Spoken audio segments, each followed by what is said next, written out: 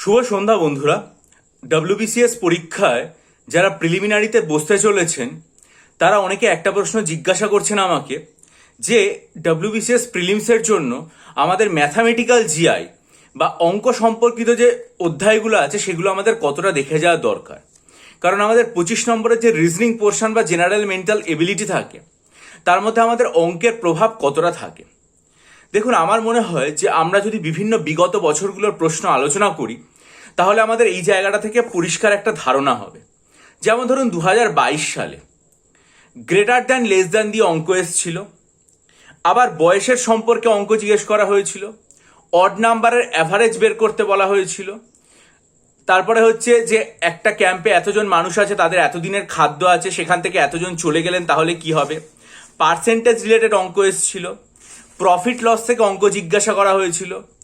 তারপরে জিজ্ঞাসা করা হয়েছিল কোনটাতে না মানে এতগুলো গরু আছে, এতগুলো মুরগি আছে, তাদের পায়ের সংখ্যা এত, ঠিক আছে, তাহলে গরুর সংখ্যা কত, এরকম প্রশ্ন যেটা রয়েছে সেটা জিজ্ঞাসা করা হয়েছিল, ঠিক আছে।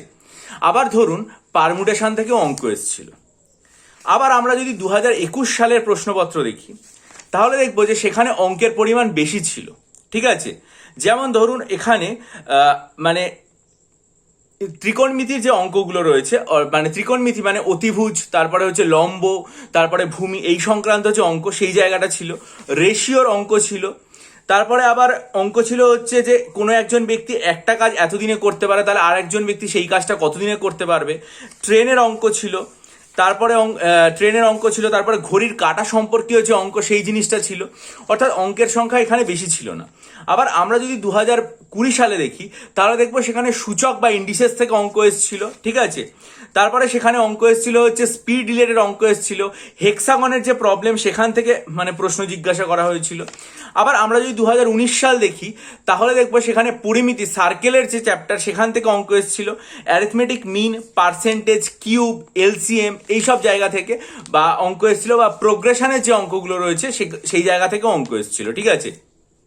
এছাড়াও আমরা যদি দেখি যে 2018 সালের প্রশ্ন তাহলে দেখবো মিক্সচার থেকে অঙ্ক এসেছিল, এজ রিলেটেড প্রবলেম এসেছিল, পাইপ অ্যান্ড সিস্টার্ন এসেছিল, তারপরে ডিলাররা কিভাবে আর কি মানে ডিফ্রড করছে মানে প্রফিট লসের জন্য সেই জায়গা থেকে অঙ্ক এসেছিল, কোনটা বড় কোনটা ছোট সেটাকে কারেক্ট অর্ডারে সাজানোর অঙ্ক এসেছিল, রেশিও প্রপোর্শনের অঙ্ক এসেছিল, সার্কেলের যে পেরিমিটার সার্কামফারেন্স এই ধরনের অঙ্ক এসেছিল।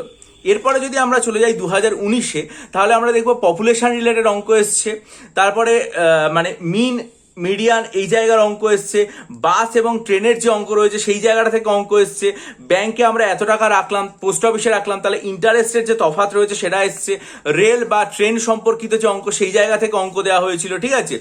আবার আমরা যদি আরেকটা প্রশ্ন দেখি সেটা হচ্ছে 2016 এবং 17 সাল, তাহলে দেখবো যে এই যে 2016-17 সেগুলোতে অঙ্কের পরিমাণ অনেক বেশি আছে। মানে 2016 এবং 17 সাল হচ্ছে এমন একটা মানে ইয়ার যেগুলোতে 25টার মধ্যে মোটামুটি আর কি মানে 15টায় অঙ্ক মানে চলে এসেছিল, ঠিক আছে। অর্থাৎ এই দুটো ইয়ারে কিন্তু অঙ্কের উপর জোর দেওয়া হয়েছিল। আমার ডিভিশন থেকে অঙ্ক দেওয়া হয়েছিল, সার্কেলের অঙ্ক দেওয়া হয়েছিল, নাম্বার সিস্টেম রিলেটেড যে অঙ্ক সেগুলো দেওয়া হয়েছিল, ঠিক আছে। বা কোনটা হলে পারফেক্ট স্কোয়ার হবে, ডিজিটাল যে ইউনিট প্লেস সেটা বের করতে বলা হয়েছিল, পার্সেন্টেজের অঙ্ক ছিল। এই জায়গা থেকে 2016-তে প্রচুর অঙ্ক দেওয়া হয়েছিল। তাহলে আমরা যদি মানে বিগত 10 বছরের প্রশ্নপত্র আলোচনা করি তাহলে একটা জিনিস দেখতে পাবো যে অঙ্কের ওপরে যে খুব বেশি জোর প্রত্যেক বছর দেওয়া হচ্ছে তা নয়। অঙ্কের ওপরে জোর সেভাবে দেওয়া হয় না, সাধারণত মূলত মানে 6টা 7টা 8টা এই রিলেটেড অঙ্কই থাকে।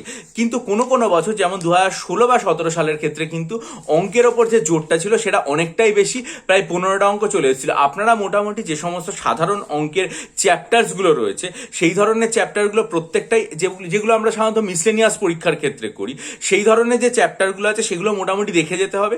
তাহলে আমার মনে হয় যে এখান থেকে অঙ্ক মানে অ্যান্সার করে আসা যাবে। আর খুব বেশি কঠিন প্রশ্ন এই জায়গা থেকে আসবে সেটা নিয়ে চিন্তার কোনো ব্যাপার নেই। কোনো কোনো বছর একটা দুটো অঙ্ক বুদ্ধিমত্তার উপর নির্ভর করে দেয় যেটা দেখে আমাদের আর কি মানে কঠিন বলে মনে হতে পারে।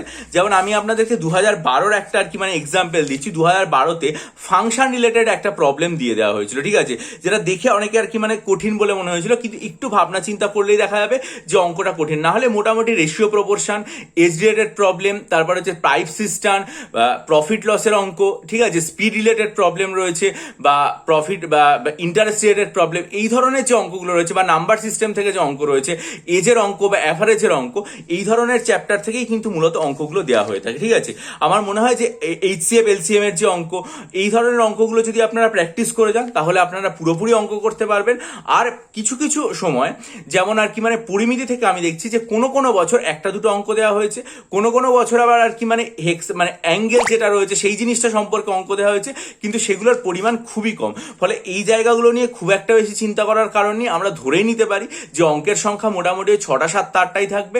খুবই যদি এক্সেপশনাল হয়ে যায়, ব্যতিক্রম হয়ে যায়, তাহলে হয়তো অঙ্কের পরিমাণ বেড়ে সেই জায়গাতে মানে এতটা হয়ে যেতে পারে। তবু আমি আপনাদের বলবো যে আপনারা এখনো পর্যন্ত 7 দিন যে সময় আছে তাতে চেষ্টা করুন রিজনিং এর যে প্রিপারেশনটা নেবেন তার মধ্যে থেকে আধ ঘন্টা বা 1 ঘন্টা অঙ্কের জন্য শেষ মুহূর্তে দেখতে আশা করি সফল হবেন। আর যদি মনে করেন WBCS পরীক্ষার 48টা মক টেস্ট নেবেন, মিসলেনিয়াস পরীক্ষার 24টা মক টেস্ট, আর্ট এবং কালচারের ডিটেল স্টাডি মেটেরিয়াল এবং পাশাপাশি আর কি মানে 3000+ স্ট্যাটিক জিকে এমসিকিউ নেবেন, তাহলে ডেসক্রিপশন বক্সে ইমেল আইডির মাধ্যমে যোগাযোগ করুন। ভালো থাকুন, বিজয়ী হন, সফল হন। সমস্ত রকম নিউজ আপডেট এবং অ্যানালিসিসের জন্য বা কি কি পড়তে হবে লাস্ট মোমেন্টে সেটা জানার জন্য চ্যানেলের দিকে নজর রাখুন। ভালো থাকবেন।